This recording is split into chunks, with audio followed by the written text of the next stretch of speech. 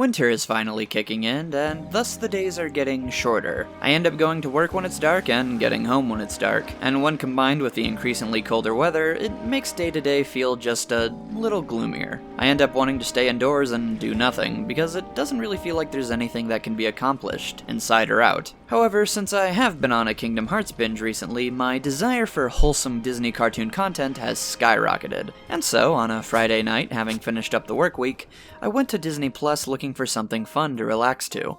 And what I found was this cute little show I'm so excited to start following. With special note to how the show, specifically its protagonist, made my evening feel just a little brighter. That show being... The Ghost and Molly McGee!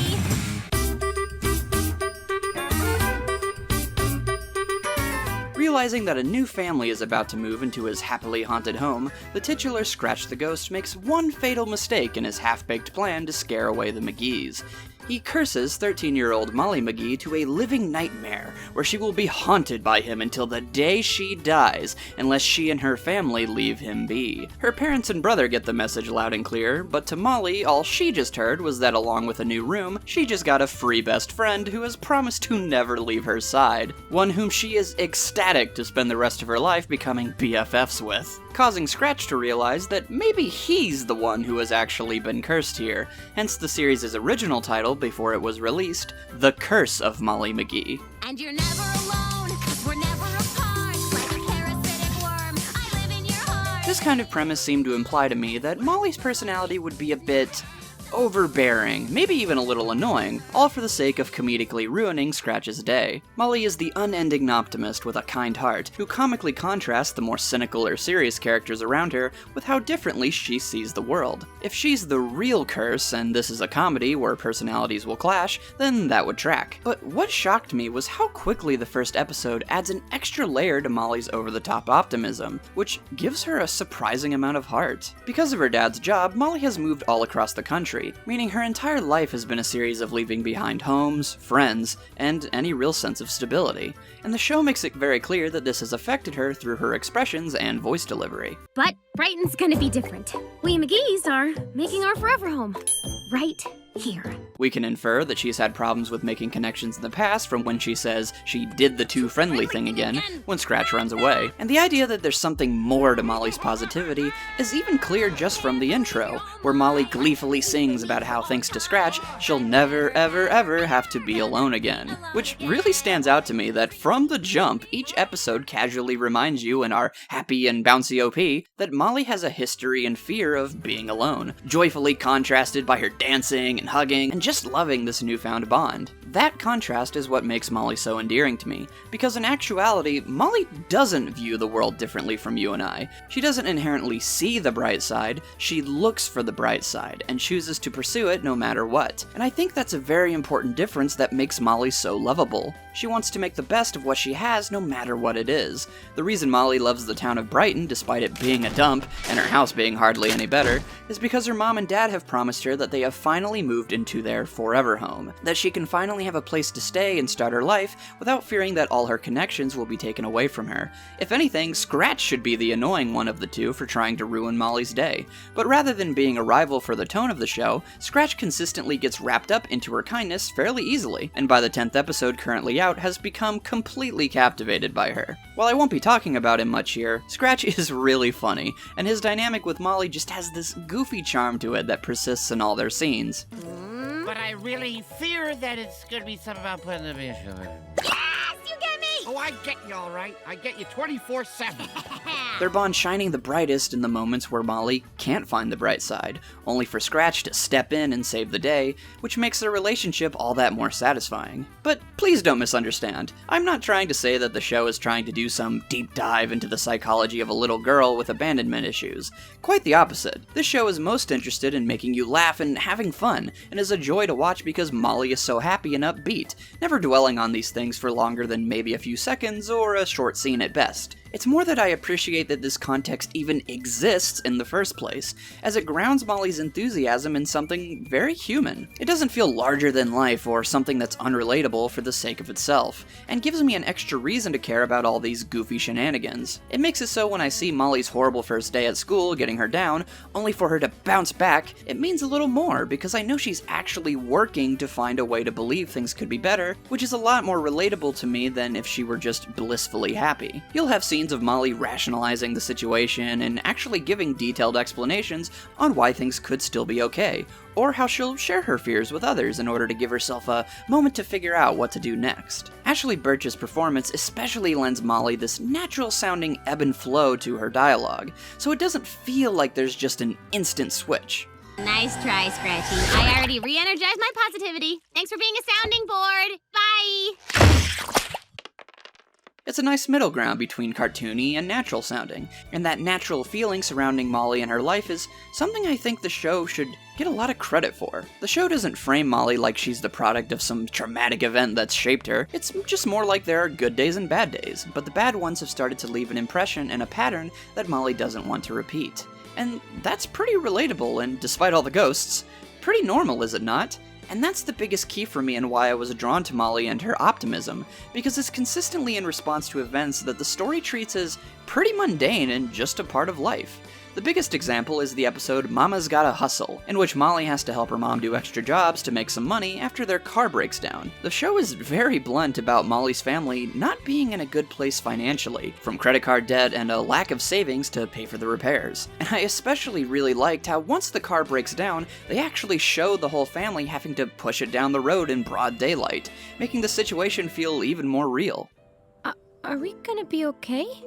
Don't worry, McGee's always make it work. By the end of the episode, another problem comes about, and with it, another bill. And what I really appreciated was that there is no happy ending where their money problems are solved. The show presents it as the McGees will keep trying, because the daily financial struggles is not something that can just be solved in an afternoon of odd jobs. There's always something more to pay for. But the best part of the episode, and what just warms my heart, is when Molly has to tell her mom that, regardless, she's proud of her for taking on so many extra jobs just to keep her family afloat through one more payment.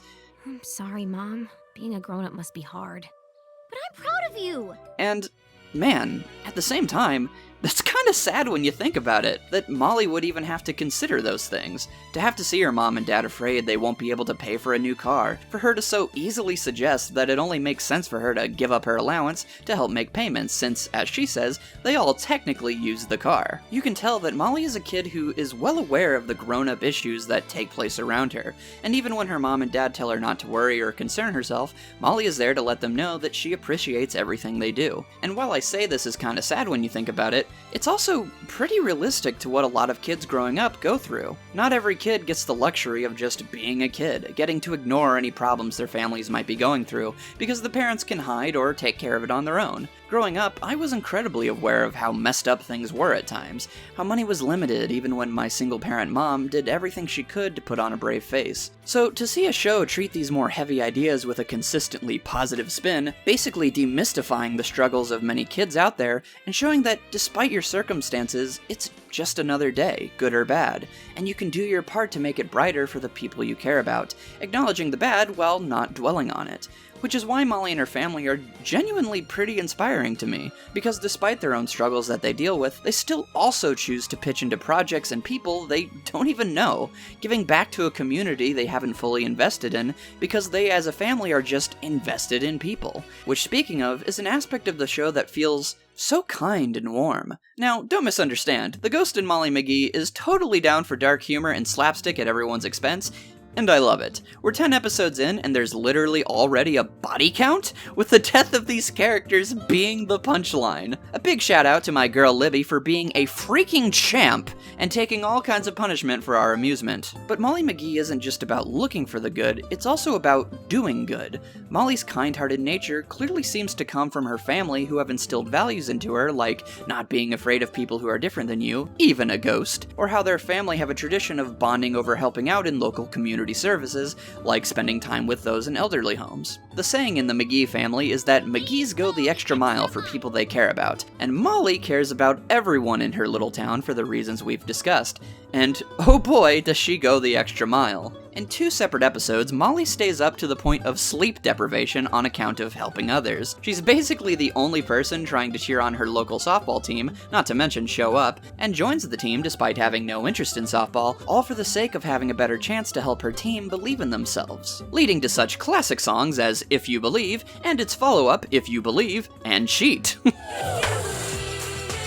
And cheat a little. There are songs in every episode, by the way, sometimes multiple, and they're all so funny, it's great. And while it's a more personal goal, Molly spends an entire episode trying to rekindle the bond between her mother and grandmother. But finally, we have the episode 3 two-parter, in which Molly goes door to door to raise money in order to rebuild one of the town's treasured locations, the local band shell, and maps out an entire plan to get Brighton the best celebrity she can find, because according to her, Brighton deserves it, culminating in every character Molly and her family have impacted, all coming together to help her rebuild the band shell, accompanied by the songs Give, and its sequel, Give What You Can. Overall, The Ghost in Molly McGee has so far been a blast. Molly is lovable and her joy is infectious, especially since there's this really human element that grounds the wacky over-the-topness. If you're looking for a show with more story-driven elements, then you probably won't find it here, but I think that mundanity and casualness of the show is what's so enjoyable about it. Even the ghosts are framed as, yeah, no biggie, we have those in Thailand. Here, learn about this ghost tradition we do. I don't know if the show will continue to tackle these topics and messages or continue with this characterization of Molly, but the lesson and feeling I so strongly felt after watching this silly show that I wanted to give what I could too. Because I was genuinely inspired by Molly McGee, both the show and the character.